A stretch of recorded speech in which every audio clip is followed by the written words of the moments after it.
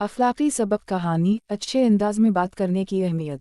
एक गांव में रहमत नामी एक नौजवान रहता था जो बहुत मेहनती और ईमानदार था, लेकिन एक मसला था कि वो लोगों से बात करते वक्त सख्त लहजा इख्तियार करता था।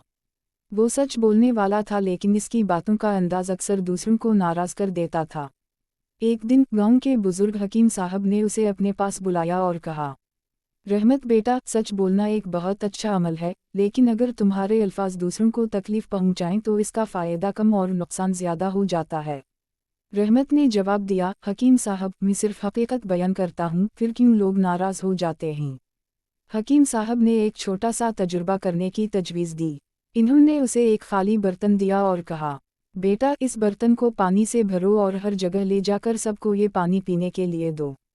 रहमत ने बर्तन को जल्दी जल्दी भरा और पानी गांव के लोगों को पेश करना शुरू किया। लेकिन वो जल्दबाजी में इतना पानी छिलकाता रहा कि बर्तन में कुछ ही पानी बचा और ज़्यादातर ज़मीन पर गिर गया।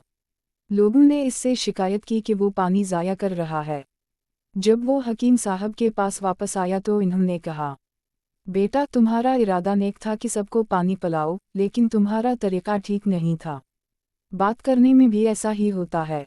नेक नीयत के साथ अल्फाज का चुनाव और अंदाज अहमियत रखता है ताकि दूसरों के दिल तक तुम्हारी बात पहुंच सके, ना कि इन्हीं तकलीफ हो। रहमत ने ये सबक सीखा और अपने लहजे को नरम और खुशगवार बना लिया। कुछ ही दिनों में गांव के लोग इसकी तारीफ करने लगे और वो सबका पसंदीदा बन गया। अखलाकी सबक, हमारी बातचीत में अच्छे अंदाज और नरम लहजे की बहुत अहमियत है। सच्चाई को पेश करने का बेहतरीन तरीका यह है कि इसमें नरमी, मोहब्बत और एहतराम शामिल हो।